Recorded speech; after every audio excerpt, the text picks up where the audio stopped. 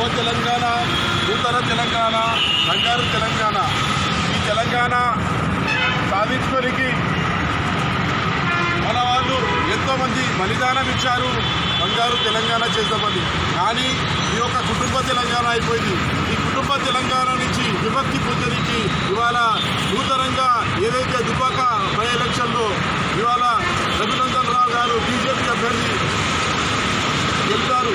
ఇవాళ దుబ్బాక నుంచి ఏదైతే కేసీఆర్ కె చంద్రశేఖరరావు గారి పార్లమెంట్ గతంలో ఉంటే ఆయన ఊరు దగ్గర నుంచి ఆయన పతనం స్టార్ట్ అయింది.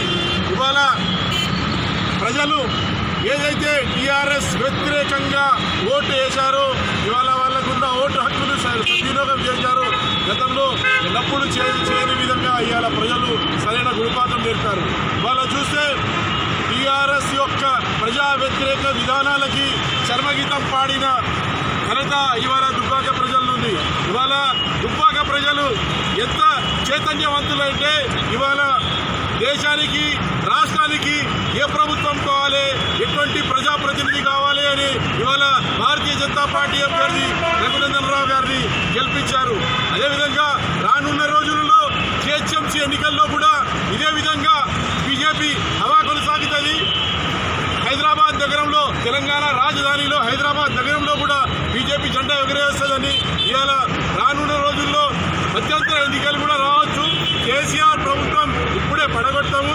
దీనికి నైతిక బాధ్యత వహించి హరీష్ రావు ఏదైతే తెలంగాణ రాష్ట్ర ఆర్థిక ఆకాశ హార్మానియాలు కట్టే కేటీఆర్ ఏదైతే హైదరాబాద్ నగరానికి డల్లాస్ చేస్తా అని ఇవాళ మనకు వరద బాధితులుగా గురి చేసాడో ఆ కేటీ రామారావు తక్షణమే రాజీనామా చేయాలి. మీకు కనుక చిత్తశుద్ధి ఉంటే ఇప్పుడు మీరు రాజీనామా చేసి దానికి బై ఎలక్షన్ పెట్టండి. ఇది